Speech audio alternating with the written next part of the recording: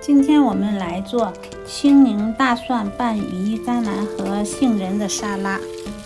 我们先把羽衣甘蓝放在水池中，用清水把它洗干净。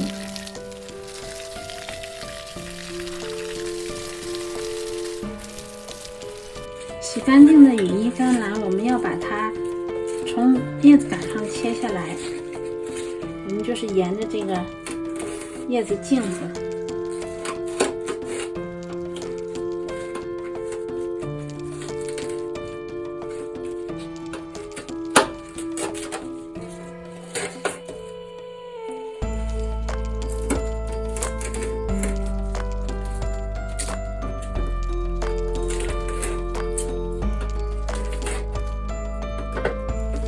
就洗好准备好的羽衣甘蓝叶子，先把它放在这里晾干水分。准备拌沙拉的料，用4到5个青柠来挤青柠汁。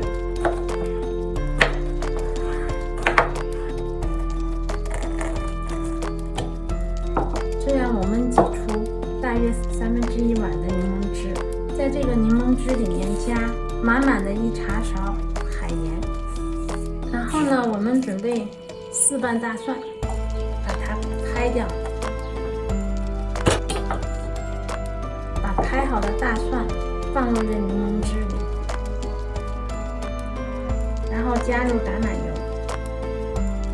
这里我们先加半碗的橄榄油，把它搅拌一下，让它腌3到4个小时。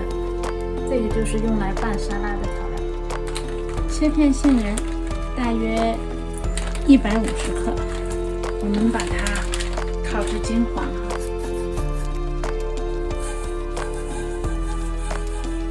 杏仁把它翻炒至你能闻到香味儿，就基本差不多了。这个时候把它放在一边放凉。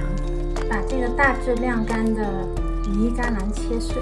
其实羽衣甘蓝是这样子的哈，把它卷起来。我们把它卷紧了，然后把它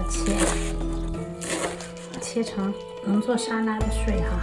我们把切好的羽衣甘蓝叶子放在这个沙拉大碗中。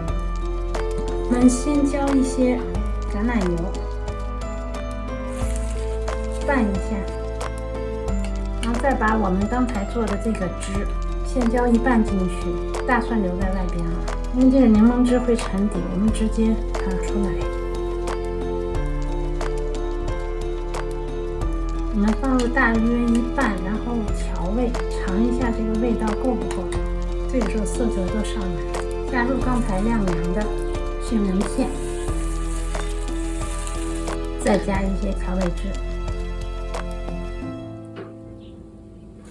这一道菜就做好了。